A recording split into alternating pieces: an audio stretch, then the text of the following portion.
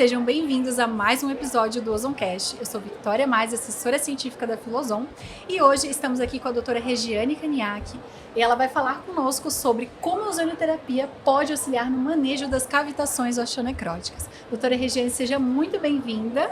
Obrigada, prazer estar aqui com vocês, obrigada pelo convite. Vamos falar um pouquinho mais desse assunto que a gente tanto gosta. Doutora Regiane é mestre especialista nesse assunto, ela que é cirurgia dentista, especialista em implantodontia, cirurgia avançada, pós-graduada em práticas integrativas, então desde a ozonioterapia, laser puntura, medicina tradicional chinesa, é professora também de acupuntura e microsistemas, professora de osteoimunologia maxilomandibular, mico e cavitações, e também autora adjunta do livro Osteonecrose Cavitacional dos Maxilares, junto com o Dr. Johann Lechner, né? Então, a gente não tem uma pessoa mais referência no Brasil hoje para falar das cavitações osteonecróticas, e é um prazer para nós tê-la aqui conosco. Obrigada. E para nós iniciarmos, vamos começar pelo básico, né? Doutora Regiane, explica para nós o que é a NICO, o que é a neuralgia induzida por cavitação osteonecrótica. Então, essa foi uma pergunta que eu, por muitos anos na minha vida, não me fiz. Eu não sabia que existia esse tipo de alteração. Quando eu comecei a estudar a odontologia biológica, odontologia integrativa, e eu ouvi falar de NICO, falei, eu como implantodontista fazendo cirurgias avançadas, eu tinha tido casos sem explicação na minha vida, muitas intercorrências, situações que fugiam do tradicional, que eu mostrava para os professores, né, que fugia do que a gente tinha aprendido na faculdade, nos cursos de pós-graduação. Então, daí eu fui para a Alemanha, eu conheci o Dr. Lechner pessoalmente, né, estudar, ver o que realmente são essas cavitações, se isso era realmente real, porque se era real, por que ninguém nunca tinha me falado? E daí até surgiu o livro e aí esse estudo mais aprofundado. Então, o que realmente é? Nós temos situações na boca que podem acontecer, digamos assim, você teve uma extração, você tem alguns gatilhos que acontecem que precisa que o corpo tenha um reparo. Uma extração ortodôntica ou um dente que sofreu um tratamento de canal, um implante, uma situação que o osso precisa gerar, né, uma formação óssea. Se o paciente não está com o metabolismo adequado, se ele não está com a parte sistêmica dele legal, ou se tiveram algumas intercorrências locais, pode não ocorrer a perfeita cicatrização dessa região. Mas veja, cicatriza a gengiva, fica tudo bem. Mas a nível medular, de osso medular, a gente não tem uma formação óssea adequada. A gente tem uma substituição desse tecido medular por um tecido adipocitário, gorduroso, liquefeito e muitas vezes osteonecrótico. Quando a gente fala de cavitação, a gente está falando de termos conhecidos na literatura como a IOJ, o FJOJ, o BMDJ, que são alterações referentes a essas doenças ósseas medulares. O NICO, especificamente, que é o nosso tema de hoje, né, ele vai se referir quando nós temos uma neuralgia que foi provocada por esse tipo de alteração óssea. Certo. Então, aqui nós temos uma alteração que pode ser reconhecido na literatura como um CID, como uma cavitação, uma osteonecrose asséptica. Asséptica por quê? Porque não tem bactéria. Então, é diferente de uma osteomielite, diferente de um granuloma, de uma periapicopatia. Ela é isquêmica porque normalmente essas condições vêm por baixa irrigação. Baixa vascularização local. Baixa vascularização local. E ela não inclui osteonecrose por bifosfonato, não é o mesmo tipo de alteração. Aquela osteoradionecrose também não é. Essa é como se fosse uma osteonecrose asséptica. E ela é encontrada com esse CID do M87.0. A gente gosta de trazer o CID para dizer assim, é uma patologia. Sim, realmente tem uma alteração. Mas o NICO, especificamente, ele foi um termo cunhado pelo Dr. Jerry Bucco, em 1992, que ele fez uma pesquisa pegando 250 cadáveres de pacientes que tinham dores sem explicação. aquela dor facial atípica, neuralgias, que não tinha tido uma conclusão para aquelas dores, um porquê daquelas dores existirem. E ele pegou esses cadáveres e dissecou. E ele encontrou, em grande maioria deles, esse tipo de situação, em que você tem uma área visivelmente necrosada, muito próxima do nervo alveolar inferior.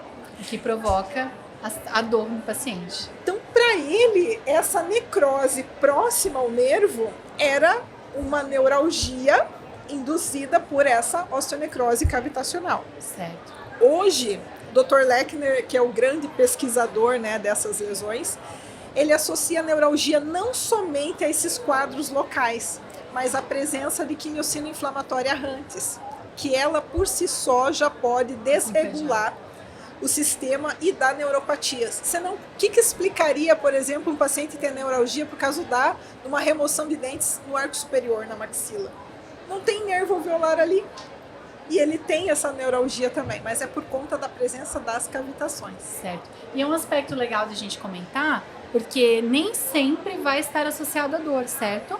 Então pode ser que o paciente ele tenha alguma cavitação osteonecrótica, mas ele não tenha a manifestação do sintoma de dor. Exatamente. Aí a gente tenta didaticamente separar os termos. Cavitação, FJOJ, se refere a essa patologia sem a presença de neuralgia. Se a gente tem a presença de neuralgia, aí a gente tem um NICO verdadeiro. Perfeito. E conta pra gente, por que é tão difícil diagnosticar essa condição? Olha, primeiramente, essa patologia, ela se caracteriza por uma alteração do osso medular. Ele não acontece na cortical óssea.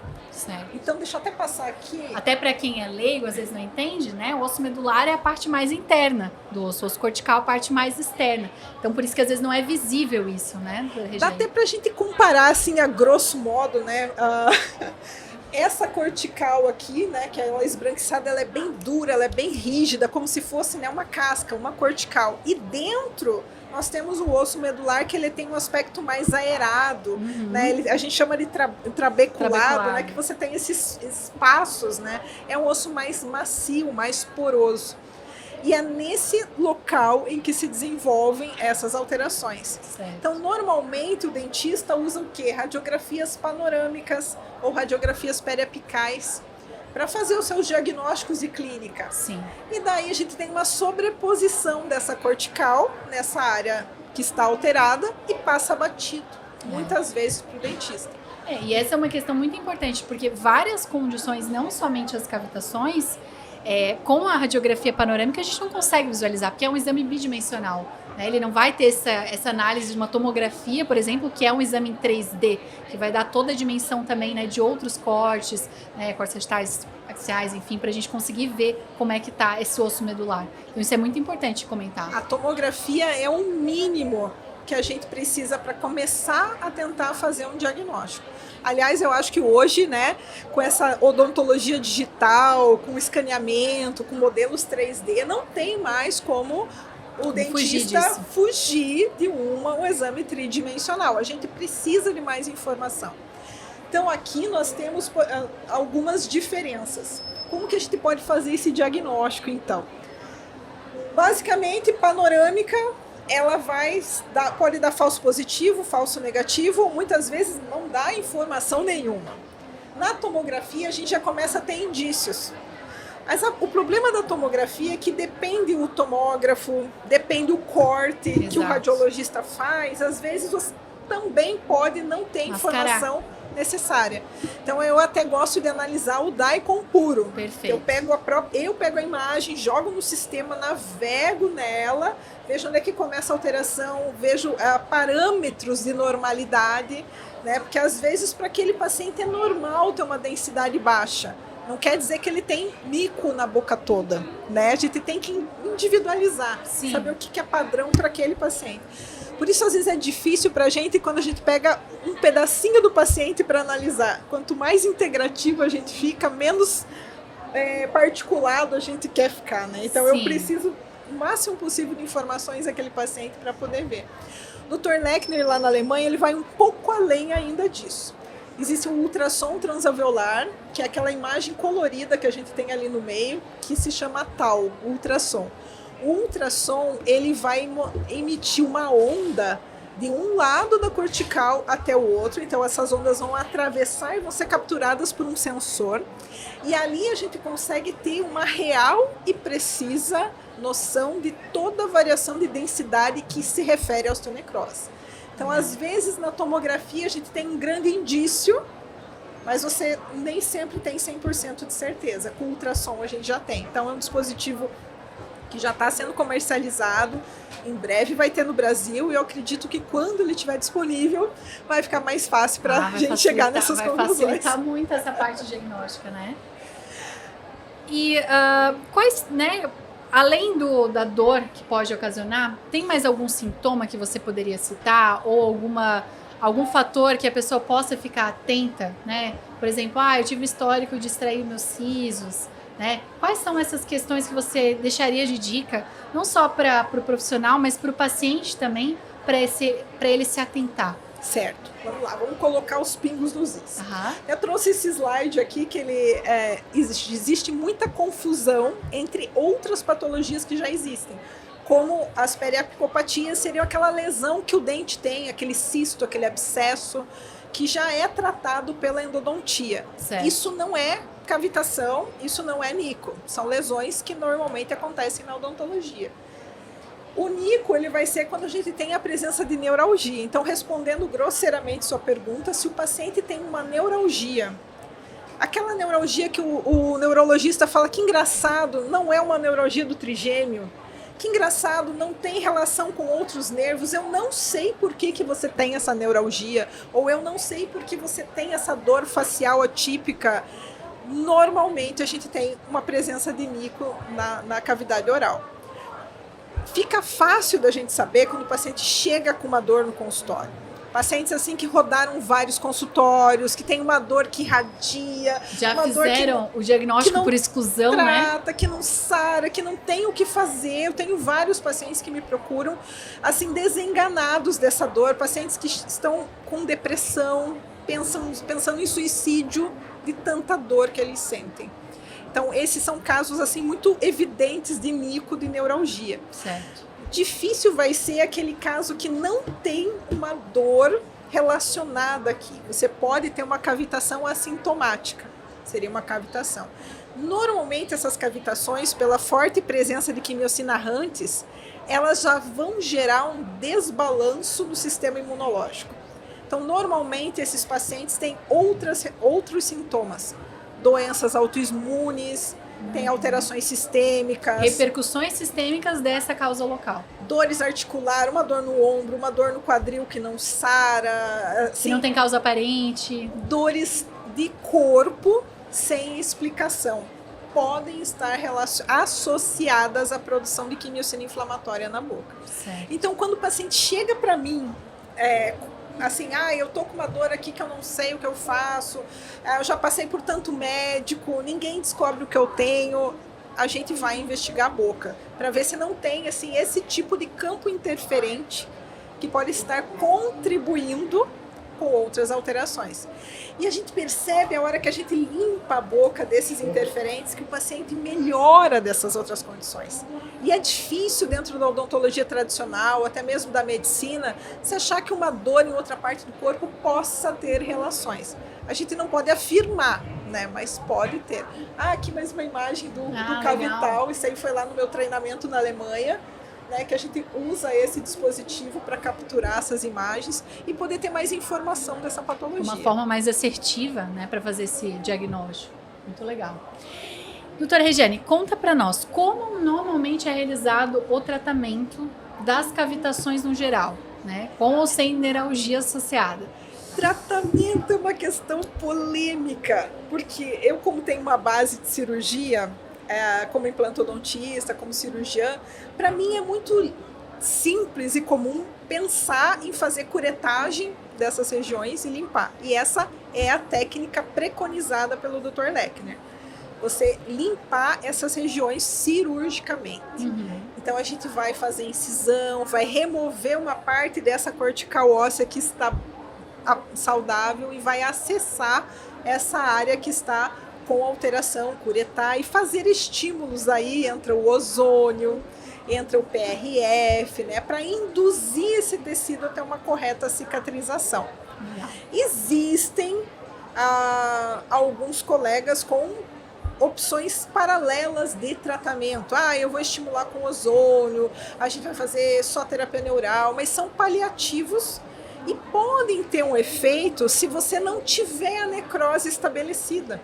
Porque a gente sabe que depois que você tem uma necrose estabelecida, aquele tecido não reverte. Então, o tratamento é tecido necrosado não ressuscita, né? Mas a gente pode usar as técnicas integrativas com muito sucesso para estimular essas regiões até o melhor reparo. Certo.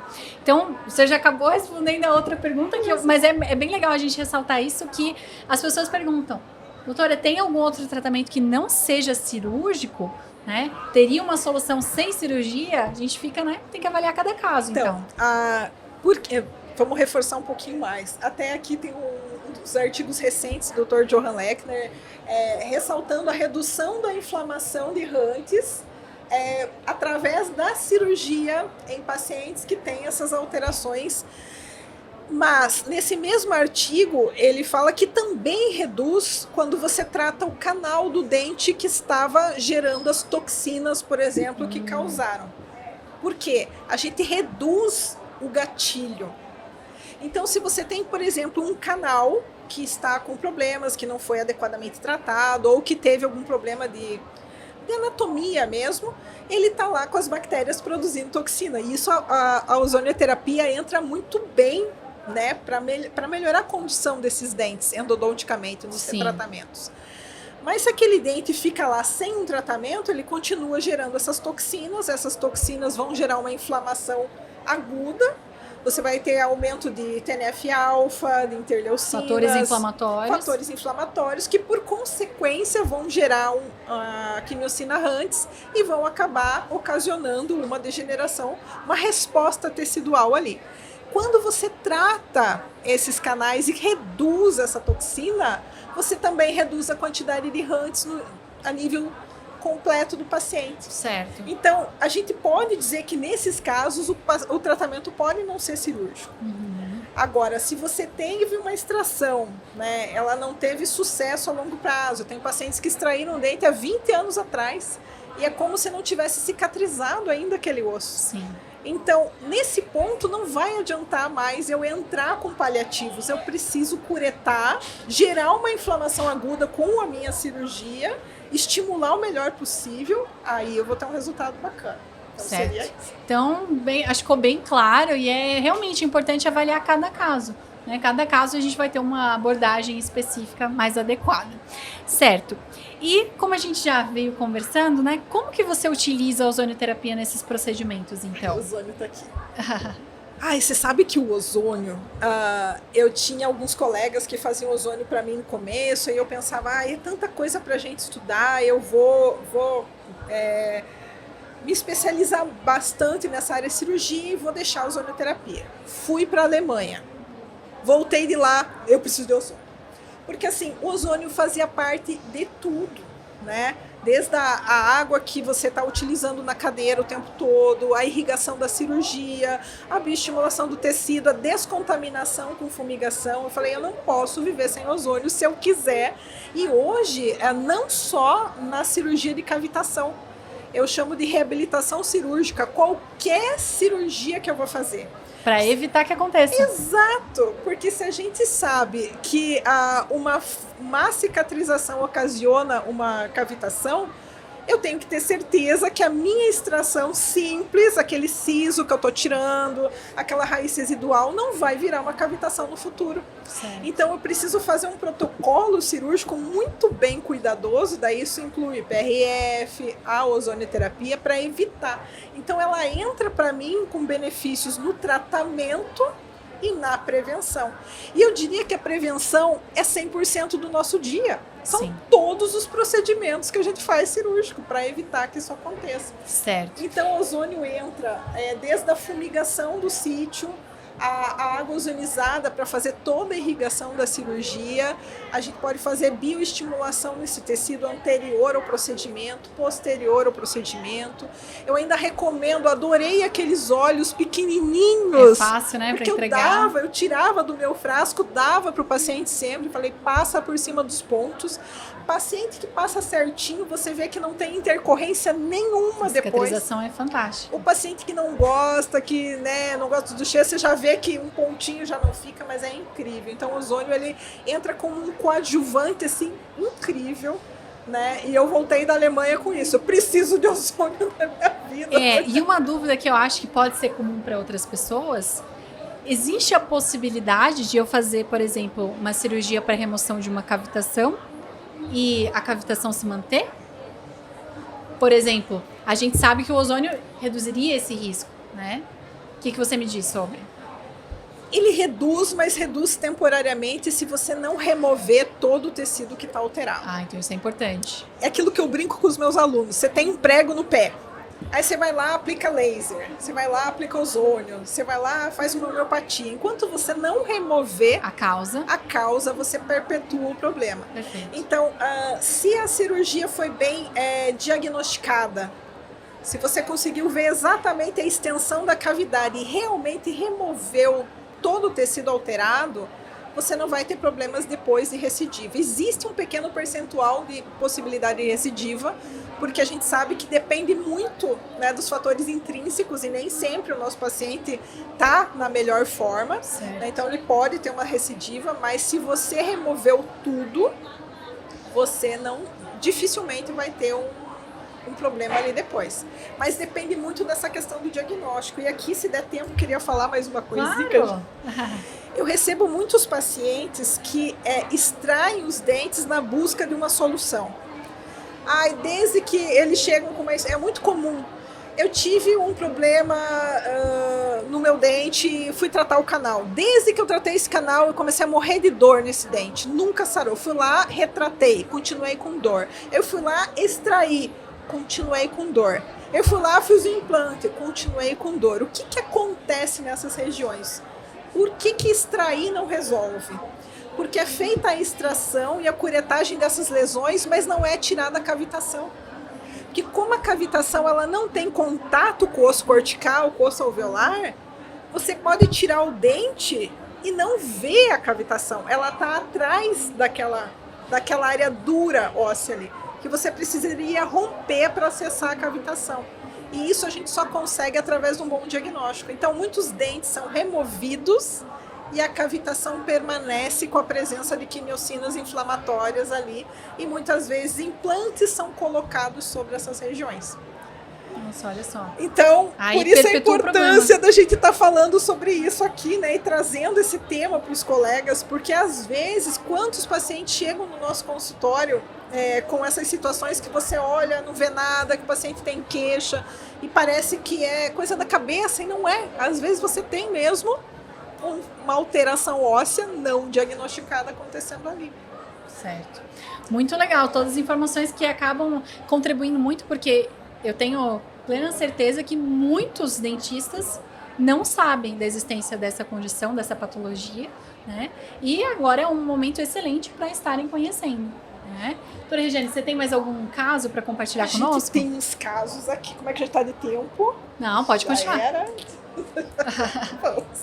Então, esse é um caso de neuralgia facial atípica, que a paciente tinha ido para o neurologista e ele falou, olha, não tem uma razão para você ter essa neuralgia, ela com uma dor que irradiava quase até o hemisfério aqui. E ele falou, toma uma carbamazepina e volta daqui 30 dias e vamos ver. Eu falei, não, vamos ver não, vamos tentar ver se não tem algum gatilho aqui. Ela tinha essa região que na panorâmica, no caso dela, já parecia que era uma extração recente, sendo que ela tinha feito essa extração 20 anos atrás. Nossa. Então, essa foi uma paciente que a gente fez o acesso, curetou essa região, ali tem a lâmina, né, mostrando o histológico, histopatológico, mostrando uma predominância de células adiposas, né, você não vê ali tecido ósseo nessa região, e ela melhorou e 100% da dor no local depois que ela fez essa cirurgia. Então, dela realmente é. Aqui um acesso da região superior dela, na região do 28. Também a gente vê o histológico com esses adipócitos rompidos, né? Essas células degenerativas, né? Que é característico, né? Do perfil histopatológico. Esse aqui é um outro caso que é associado a uma extração. Então aqui eu fiz a extração e rompendo essa crista, não sei se eu consigo mostrar aqui, né? Você já tinha acesso a uma área que tinha cavitação. Mas a hora que eu abri isso aqui, tinha uma cortical. E era um local que muitas vezes eu colocaria implante. Então, ao romper aquela pequena cortical, eu tive acesso a uma cavidade. Então, E esse era um caso de um paciente que tinha a resistência insulínica alterada, um paciente que era atleta, que estava comendo bem, que estava fazendo tudo certinho, e por alguma razão, alguma coisa impedia que ele regulasse, e depois que a gente fez a remoção do campo interferente, que no caso dele era uma endodontia que não tinha possibilidade de sucesso, associada à cavitação no outro, a gente teve reversão do caso.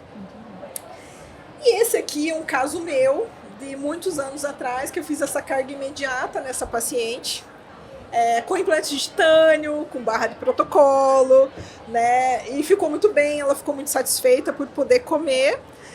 Na época que eu ainda não era integrativa, hoje eu evito usar metais na minha prática, mas isso é um outro assunto. E ela veio com uma dor que refletia no ouvido de forma muito pontual. Ela estava com o aparelho auditivo que ela não conseguia usar, de dor. E aí, investigando um pouco melhor, até naquela imagem do tridimensional, ele mostrou a cavidade que eu encontrei aqui. E depois que a gente fez essa cirurgia, ela não teve mais essa dor e conseguiu se adaptar com o aparelho auditivo e ficou bacana. Eu até achei que eu ia ter que tirar os meus implantes, mas não precisou. E ela ficou feliz por isso. Então são casos assim que a gente vê diversas sintomatologias associadas. Esse caso aqui, por exemplo, até deixa eu ver se passa o vídeo, será? Não sei se ele vai dar o play. Deixa eu ver. Foi. Dá o play. Essa é uma paciente que tinha dores no quadril, dores no ombro, dores em todo o lado direito dela. E aqui a gente está utilizando, né, o dental para fazer a fumigação da cavidade depois dela limpa. É incrível que parece que ele já começa a coagular o sangue ali, é muito bacana de utilizar ele. Diferente de ficar carregando seringa e colocando, muito é uma mais praticidade, prático. Adoro esse sistema. Mas essa também é uma paciente que no dia seguinte ela já relatou que ela estava com a dor da cirurgia, mas ela já não estava mais com aquela dor que ela sentia. Ela já estava levantando o ombro com mais facilidade. Então, são algumas coincidências que a gente começa a encontrar na nossa clínica que reforçam que a gente está no caminho certo. Acho que de caso era isso. Mas ficou bem legal, ficou bem ilustrativo. Eu acho que os casos, eles trazem realmente essa noção, né, que realmente a cavitação osteonecrótica, ela existe, né, e como que ela pode se manifestar, certo? Doutora Regiane, você tem mais algum recado para nós? Recadinho rápido para quem quiser saber mais informação sobre cursos, algum artigo em pontual que eu falei aqui, pode me seguir no Instagram. A gente tem alguns cursos online também sobre esse tema bem completos. Temos previsão de cursos presenciais, a gente tem o apoio da Implantec, com Piesa Cirurgia, com a LPRF, com a Filoson. Cursos com previsão para o Rio de Janeiro, para São Paulo, agora estão previstos para esse ano, só seguir lá a gente na rede, vocês vão saber de tudo e a gente fica à disposição, qualquer dúvida que vocês tenham. O nosso livro está à disposição aqui no Congresso, no stand, mas pode ser adquirido online também, a partir do Eduz. Muito legal. Então, doutora Regiane, muito obrigada pela sua participação, por ter aceito o nosso convite. É sempre um prazer tê-la aqui conosco, trazendo tanto conhecimento. Ela que é referência pioneira na área, né? Foi uma das que realmente no Brasil foi estudar de fato, foi para fora, trouxe isso. Então, é um grande prazer para nós tê-la aqui. É uma gratidão minha poder estar aqui e falar sobre esse assunto, vocês estarem me recebendo com tanto carinho. Muito obrigada mesmo. E, assim, é fundamental o posicionamento de vocês dentro da odontologia integrativa. O quanto eu vejo que também a empresa, a Filosom, vocês, né, o quanto vocês também buscam trazer mais informação para o dentista. Então, a longo prazo, isso é uma corrente do bem que vai trazer saúde para todo mundo. Obrigada. Bom, pessoal, então ficamos por aqui com mais um episódio do Zoomcast. E se você quer assistir outros vídeos, continue nos acompanhando no nosso canal do YouTube e também no Instagram. Ficamos por aqui. Tchau, tchau.